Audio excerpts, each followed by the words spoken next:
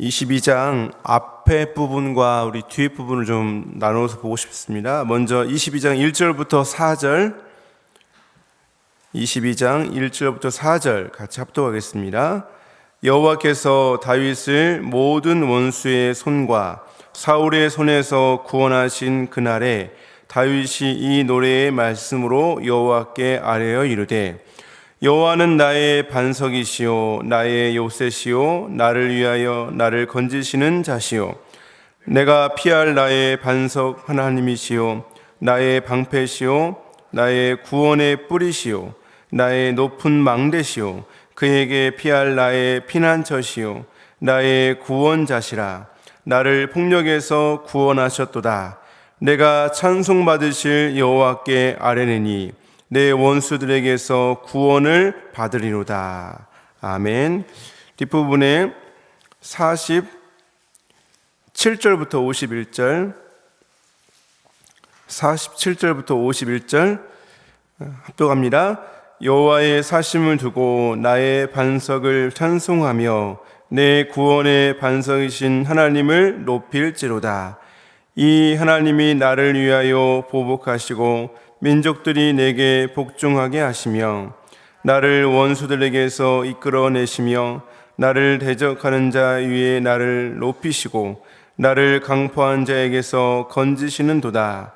이러므로 여호와여, 내가 모든 민족 중에서 주께 감사하며 주의 이름을 찬양하리이다. 여호와께서 그의 왕에게 큰 구원을 주시며 기름 부음 받은 자에게 인자를 베푸시며 영원하도록 다윗과 그 후손에게로다 하였더라. 아멘. 이 새벽에도 우리 주님의 은혜가 우리 이 시간 주 앞에 나와 예배하는 또 기도하는 우리 모두에게 가득하시기를 소망합니다.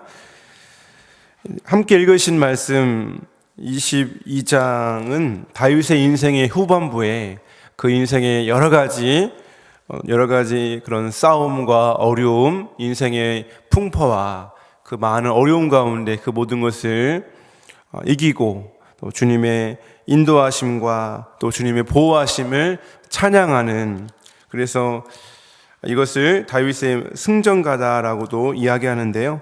시편 18편에 보시면 내용이 22장과 거의 흡사합니다. 그래서 이 22장의 내용을 조금 다듬어서 나온 것이 시편 18편인데 함께 같은 맥락을 가지고 있는 성경입니다. 하나님은 이 다윗의 인생 후반부에 다윗으로 하여금 하나님의 인도하심과 또 하나님의 보호하심, 수많은 원수들로부터 보호하시고 지키시고 그 많은 어려웠던 순간들, 그 위기의 순간들을 넘어가면서 하나님이 다윗을 얼마나 당신의 은혜 가운데 붙드셨는가, 그리고 그 어려웠던 순간들 속에서 다윗이 순간순간 간구하고 의지했던 그 다윗의 간구, 다윗의 기도를 들으신 하나님에 대해서 다윗은 고백하고 있습니다. 언제나 다윗에게 등불이 되어서 그의 어두움을 밝히시고 또 그 도우시는 하나님을 의지함으로 말미암아 담대하게 나아갔다라고 고백하고 있습니다. 29절 보시면 여호와여, 주는 나의 등불이시니 여호와께서 나의 어두움을 밝히시로다. 내가 주를 의지하고 적진으로 달리며 내 하나님을 의지하고 성벽을 뛰어넘나이다. 다윗의 인생에 수많은 어려움이 있었지만 그러나 하나님은 다윗에게 등불이 되셔서 그의 앞길을 비추어 주셨고 또 그가 하나님을 의지할 때 하나님이 다윗에게 담대함을 주셔서 그 하나님을 의지하고 그 수많은 어려움들을 뛰어넘어갈 수 있는 그런 능력을 하나님이 그에게 주셨다는 것입니다. 다윗에게 등불 되시며 또 그를 담대하게 하셔서 그 모든 어려움을 뛰어넘게 하신 하나님이 이 새벽에 우리에게 등불 되시고 힘이 되어주시고 우리에게 능력 주시기를 소망합니다. 하나님의 선하심, 그 하나님의 능력을 다윗은 찬양합니다. 그러나 이 찬양 속에서 우리가 보아야 할 것은 다윗은 그 찬양 가운데 자기의 의를 자랑하지 아니하며 온전히 하나님의 인도하심을 그가 기뻐하고 있다는 것입니다. 19절에 보시면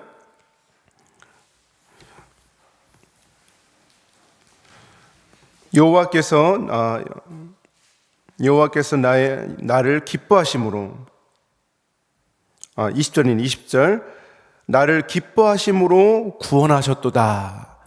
나를 기뻐하셨다는 것은 내게 은혜를 주셨다는 것입니다.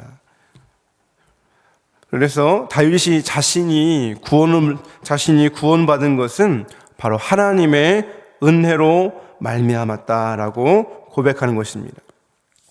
27절에 보면 자비한 자에게는 주의 자비하심을, 완전한 자에게는 주의 완전하심을, 깨끗한 자에게는 주의 깨끗하심을, 사악한 자에게는 주의 거스리심을 보이신다라고 계속해서 대꾸적으로 표현하고 있습니다. 자비한 자에게 어떻게 자비를 보이실까요?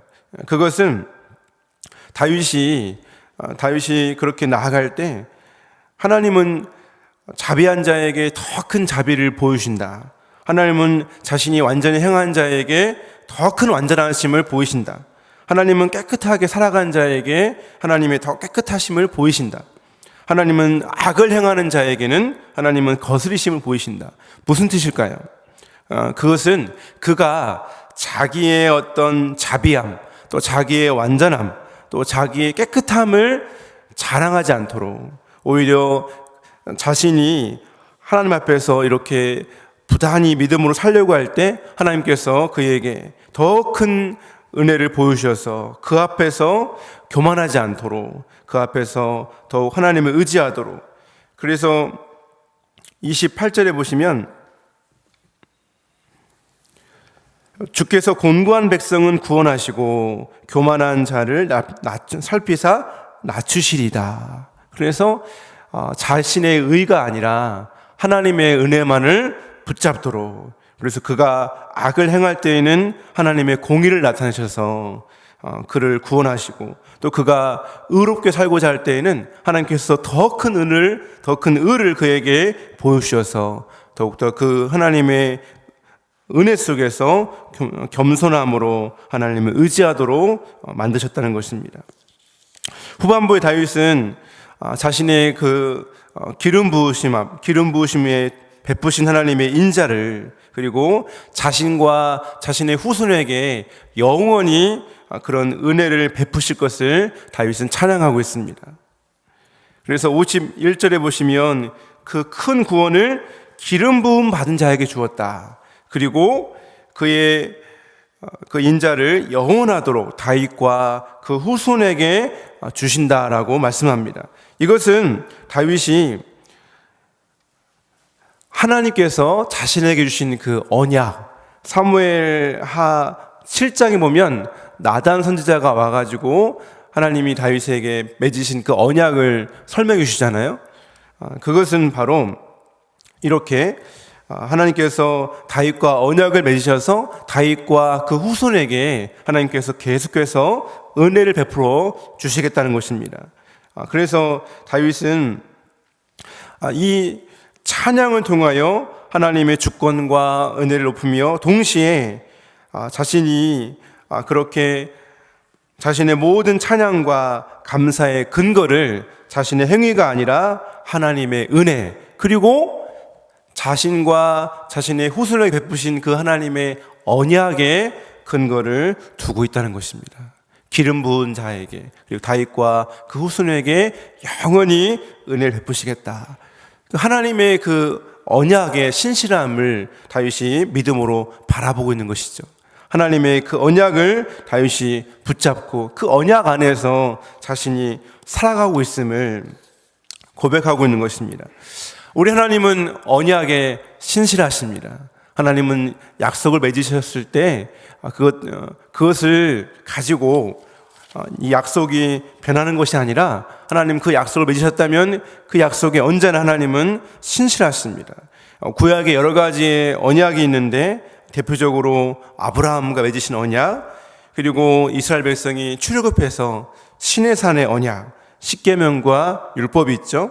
그리고 다윗의 언약, 대표적인데 이 언약들을 가만히 보면 일방적인 하나님의 은혜가 이 언약 속에 담겨져 있습니다. 그럼 보십시오. 아브라함의 언약. 하나님이 아브라함을 먼저 택하여 부르신 다음에 언약을 주셨습니다. 딱 봐가지고 이 사람이 아브라함이 잘할까 못할까를 쭉 지켜보신 다음에 잘할 것 같네, 이렇게 조건적으로 아브라함에게 언약을 베푸신 것이 아니라 먼저 택하여 부르신 다음에 언약을 주셨다는 것이죠. 시내산 언약 보십시오. 이스라엘 백성이 애굽에서 노예처럼 고통당하고 괴로움당할 때 하나님은 어떻습니까? 먼저 그들을 하나님은 애굽에서 이끌어 내셨다는 것이죠. 홍해를 가르시고 여러 가지 기적과 이적을 베푸셔서 그 백성들을 당신의 주권과 당신의 능력으로 이끌어 내셔서 광야로 이끌어 오신 후에 시내산에서 언약을 주셨다는 것입니다. 먼저 그들을 종과 노예의 상태로부터 구원하여 내신 후에 하나님은 그들에게 언약을 베풀어 주셨다는 것이죠. 다윗 언약. 여러분, 어떻게 다윗이 왕이 될 수 있었겠습니까? 다윗은 그 전에 이스라엘의 첫 번째 왕이었던 사울과 아무 관계가 없습니다. 사울은 베냐민 지파지만 다윗은 전혀 관계없는 유다 지파입니다. 더군다나 다윗은 유다 지파 중에서 이새의 막내 아들입니다. 막내 아들. 이새의 막내 아들. 사울 왕과 전혀 관계가 없는 이새의 막내 아들이 사울을 다음에 이스라엘의 왕이 되었습니다. 그를 왕으로 그를 기름 붓고 그를 지키고 보호하고 왕으로 세워서 그에게 하나님은 언약을 주셨다는 것입니다. 이것이 하나님의 언약의 특징입니다. 하나님은 당신의 주권과 능력으로 먼저 그들을 택하시고 그들을 붙들어 주셔서 그들을 이끄셔서 그리고 그들에게 언약을 주셨다는 것이죠. 우리는 조건적으로 사람들과 약속을 맺습니다. 그래서 서로 어떻게 보면 조건적으로 거래를 하죠. 그러나 하나님의 언약은 일방적입니다. 이 하나님의 언약은 하나님의 일방적인 사랑과 은혜에 근거합니다. 하나님의 무조건적인 그 은혜 가운데 언약을 맺으신다는 것입니다. 그리고 이 언약은 그리스도를 통해서 이루어질 하나님의 나라를 바라보며 나아가도록 이끌어갑니다. 그리고 가장 중요한 것은 바로 하나님은 오늘 우리를 그리스도를 통해서 새 언약의 백성으로 불러주셨다는 것입니다. 우리의 행한 대로 우리를 판단하시고 우리의 행한 대로 우리를 심판하지 아니하시고 우리의 죄와 사망과 어두움과 그 수많은 죄 가운데 우리를 부르셔서 우리에게 그리스도의 피로 우리를 깨끗하게 하시고 우리에게 언약을 베풀어 주신 것입니다. 주님은 제자들에게 말씀하십니다. 이르시되 이 잔은 내 피로 세우는 새 언약이니 곧 너희를 위하여 붓는 것이니라. 히브리서 저자는 9장 15절에 이렇게 얘기합니다. 이로 말미암아 그는 새 언약의 중보자시니 이는 첫 언약의 때에 범한 죄에서 속량하시려고 죽으사 부르심을 입은 자로 하여금 영원한 기업의 약속을 얻게 하려 하심니라. 하나님이 우리를 그리스도의 피로 말미암아 새 언약의 백성으로 불러주셨습니다.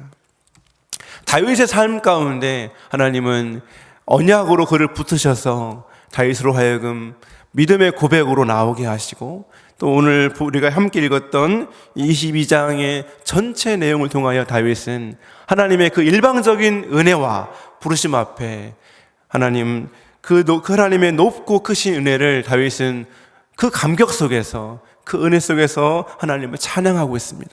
하나님은 오늘도 우리의 삶 가운데 하나님께 드려질 그 찬양, 그 감사, 그 고백을 우리에게 우리 삶 가운데 드려질 고백을 하나님은 기대하십니다. 내 인생 여정 끝내어 강 건너 언덕 이를 때 하늘을 향하 말하리. 예수 인도하셨네. 아멘. 우리 하루하루의 삶이 하나님의 그 불붙는 그 사랑, 예수 그리스도의 그 놀라운 희생으로 말미암아 빚어진, 그래서 그 은혜와 사랑으로 말미암아 진리를 살아내는 이 하루의 삶이 되기 원하고, 이 하루의 삶이 마칠 때 우리 역시 날마다 주 앞에 다윗과 같이 하나님을 찬양하는 이 하루가 되시기를 간절히 소망합니다. 할렐루야. 아버지, 다윗의 인생을 통하여 놀라운 찬양을 받으신 하나님, 오늘 우리를 새 언약의 백성으로 불러주신 그 하나님을 찬양합니다. 이 하루의 첫 시간 그 하나님의 은혜와 사랑을 찬양하며 나아갑니다. 하루하루의 삶 가운데 우리를 붙드시고 인도하시는 그 하나님의 은혜를 붙잡고 우리의 입술 가운데 불평과 원망과 판단이 사라지게 하여 주시고, 오직 하나님의 은혜로 말미암아 기쁨과 감사의 고백, 찬송이 우리 삶 가운데 가득한 이 하루가 되게 하여 주옵소서. 우리에게 주신 이 생명의 말씀, 이 영원한 진리, 우리의 삶으로 살아내게 하여 주옵소서. 당신의 사랑이, 당신의 은혜가 우리에게 근거가 되어 그 십자가의 사랑으로 오늘도 진리를 살아내는 복된 우리의 모든 삶이 되기를 간절히 소망합니다. 아버지, 이제 또 미국으로 출타하신 담임목사님 여정을 주여 붙들어 주시고 하나님의 은혜 가운데 인도하여 주옵소서. 오늘 하루 교회에 있을 모든 일정 외에도 함께하여 주시고, 특별히 주간 전도대가 모여 아버지 앞에 전도합니다. 주님, 발걸음을 붙들어 주시고 함께 마음을 합하여 전도할 수 있도록 우리에게 은혜를 더하여 주옵소서. 예수님의 이름으로 기도합니다. 아멘. 하늘에 계신 우리 아버지여, 이름이 거룩히 여김을 받으시오며 나라의 마옵시며 뜻이 하늘에 이루어지는 것 같이 땅에서도 이루어지이다. 오늘날 우리에게 일용할 양식을 주옵시고, 우리가 우리에게 죄진 자를 사하여 준 것 같이 우리의 죄를 사하여 주옵시고, 우리를 시험에 들게 하지 마옵시고 다만 악에서 구하옵소서. 대개 나라와 권세와 영광이 아버지께 영원히 있사옵나이다. 아멘.